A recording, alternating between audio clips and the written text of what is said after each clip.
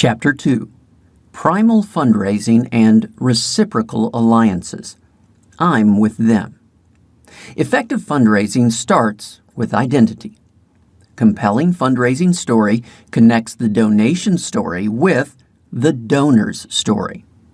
When does a story become the donor's story? When the donor identifies with its characters and values. In fundraising, identifying with others is powerful. It's what turns them into us.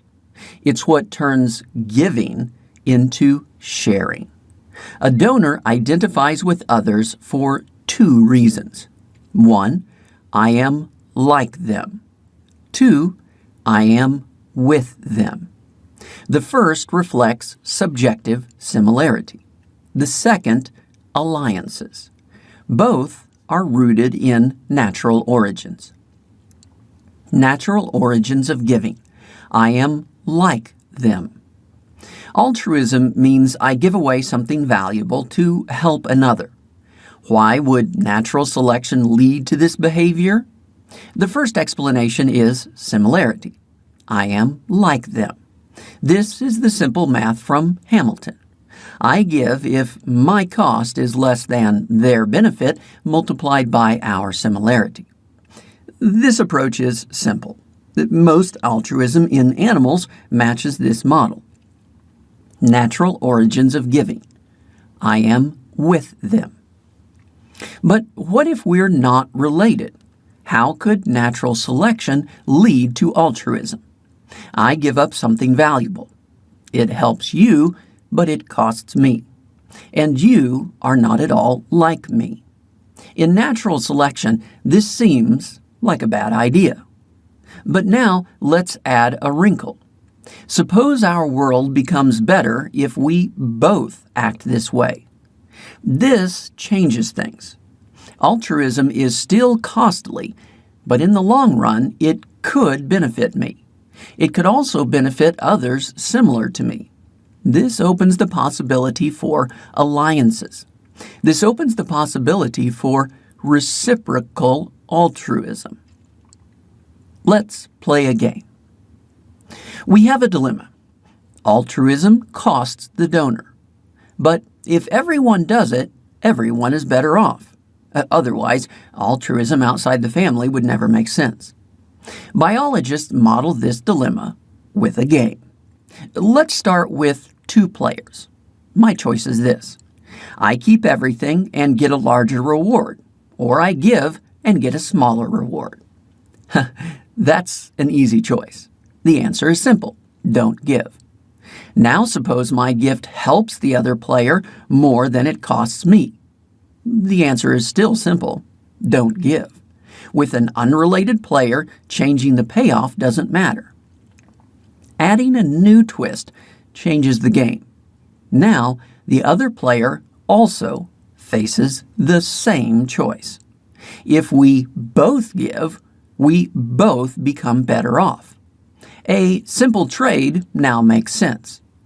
But a new problem changes the game once more. Suppose each must choose before knowing what the other player will do. Here's an example. Both players face these payoffs. If I don't give and they don't give, we each get 1 point. If I give and they give, we each get 2 points. But if I give and they don't give, I get 0 points and they get 3. Or if I don't give and they do give, I get 3 points and they get 0. If we both give, we both win. We each get 2 points. The total is 4 points. If I give and they don't, they win big and I lose big. I get 0 points. They get 3 points. The total is 3 points. If neither gives, we both lose. We each get 1 point. The total is only 2 points. This simple game captures the core issue. Reciprocal altruism is possible. It is beneficial, but it requires an alliance. It requires trust. Why? Because I must act before I know what the other player will do. The little game that could. This little game is powerful. Biologists use it to model reciprocal altruism across the natural world.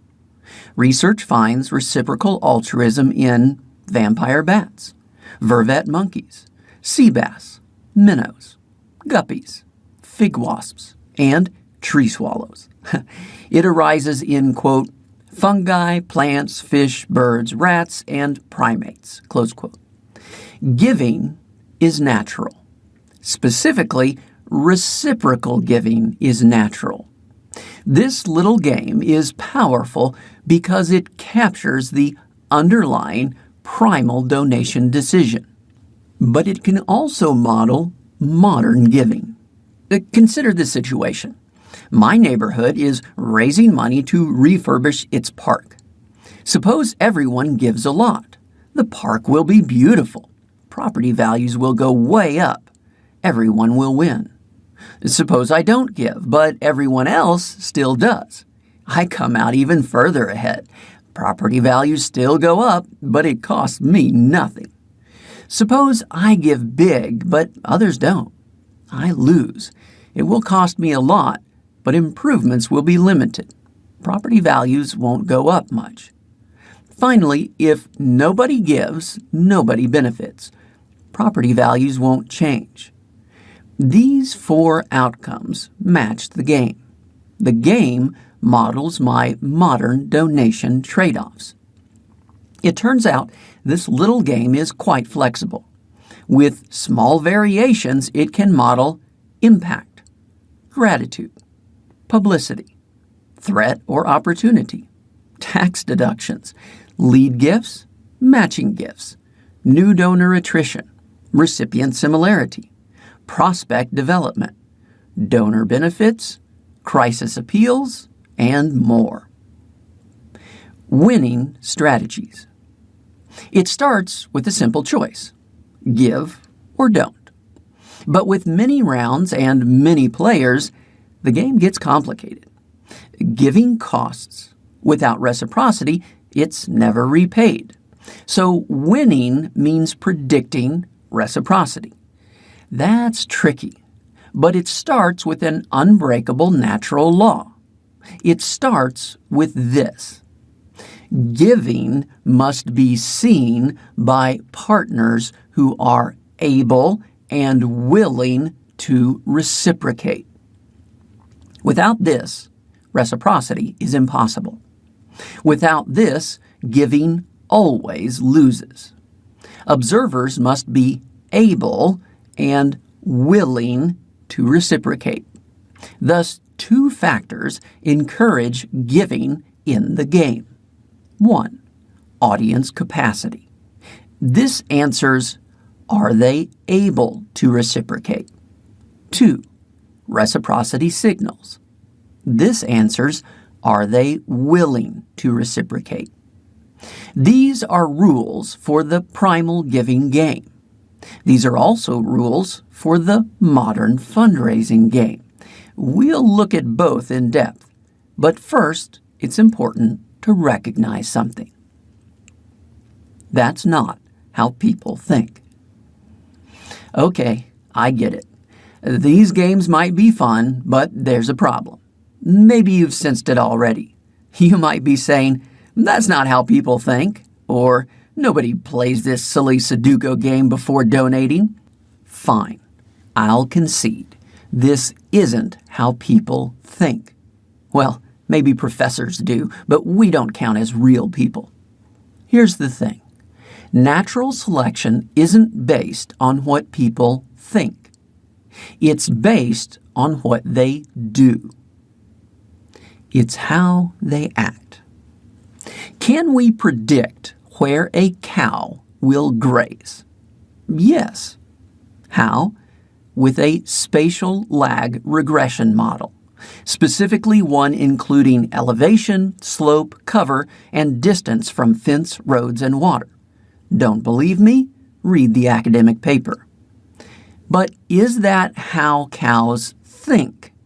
Are cows secretly doing calculus? Probably not. But cows do graze optimally. The ones who didn't died out long ago. Optimizing behaviors replicate. Failing behaviors don't. A model that identifies optimizing behavior will predict actions. This is true even if it isn't how a creature thinks. Natural origins might not predict how people will think. They do predict how people will act. The game predicts actions. But the game's math calculations are not how people think. Indeed, they shouldn't be. Slowly making such deliberative calculations is inefficient. Instead, these reactions are quick. They're embedded deep in fast, intuitive, emotional systems. Zoologist Gerald Carter explains, quote, "Calculated reciprocity in humans often appears instinctive, subconscious, and context-specific. Rather than relying on strategic self-control, many human prosocial behaviors are fast, intuitive, and built into our basic emotions. Reasoning through a logic puzzle is slow and difficult compared to the way insight is quickly gained about the same logical problem framed as a social exchange." Close quote. How people think is with social emotion, not math. But the math still predicts behavior. In each case, the game works. It matches experiments. It matches real-world donor behavior. It matches effective fundraising practice. It's how they act even when it doesn't make sense. But wait a second. A famine relief donor isn't actually expecting reciprocity. The famine victims aren't going to return any favors, and they certainly aren't close relatives. Why are these signals still important? An example from biology might help. In the 1940s, a biologist was working with herring gull chicks. Chicks begged for food by pecking on a parent's beak. Noticing a red dot on the beaks, he painted this on a flat stick. The chicks pecked at the red dot on the stick. But then things got weird. He made a striped metal rod with even stronger contrast. The chicks went for it. They loved it so much, they ignored the parents' natural markings. Here's another example. The female fritillary butterfly's fluttering wings attract males for mating. In nature, faster fluttering shows better health and a more attractive mate. But in the lab, a rotating cylinder creates superfast fluttering. It turns out male butterflies prefer the high-speed cylinder to actual female butterflies. These supernormal stimuli are odd examples, but they show an underlying idea. Preferences develop in the original natural setting, but they continue even after the setting changes. They continue even if they no longer make sense. Prehistoric man had no international relief charities, but the giving signals selected in prehistory still matter today. They still matter even if they no longer make sense. The signals still matter. Instead of birds and butterflies, let's look at people.